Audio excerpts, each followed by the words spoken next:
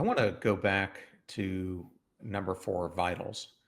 I've done a number of episodes now where we're talking about the gut brain linkage. And this whole area of fascination for me started with an interview I did with Chris Palmer, a Harvard psychiatrist, who we were talking about his book, Brain Energy, where he found this link between all mental disorders are metabolic disorders. And then I talked to Dr. Hyman about it. I recently just talked to Dr. Gundry about it, who just wrote a book on it as well. What have you seen in your own lab between, you mentioned a bunch of vitals, and sleep is absolutely important. Getting exercise is extremely important. But what do you think about nourishment and its link to high functioning depression? It's very important. In fact, we got rid of all of our artificial snacks in the lab to send that message to the patients and to the team that, like, what you put into your body is medicine.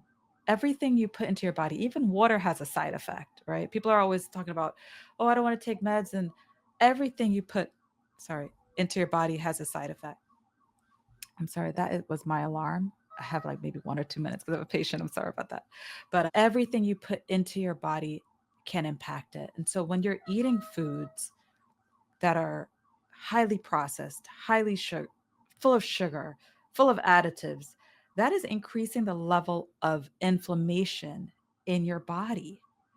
And so you want to decrease the stress on the system. You want to eat foods that are high in fiber, that are high in nutrients like omega-3 fatty acids, that have vitamins, because all of that adds to the science of your happiness. And that's why it's so important to know these things.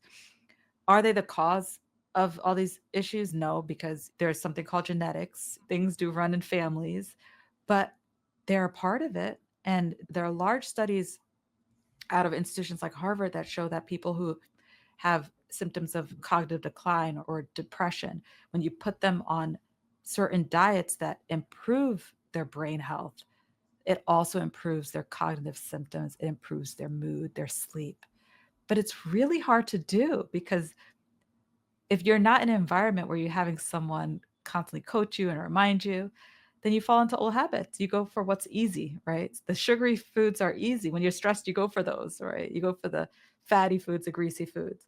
But absolutely, I do believe that nutritional psychiatry is an important component in the science of your happiness. We just had an event here where we had Dr. Nate Wood, who runs the Yale Culinary Medicine division at the Internal Medicine Center at Yale School of Medicine, talk, talk us through the different foods to eat to decrease inflammation in the brain and to increase our joy in the brain. So, absolutely, these are the things that you can do every day to send the message to yourself that you matter, that you are worthy of slowing down and treating your body well, because you only get one, body and brain.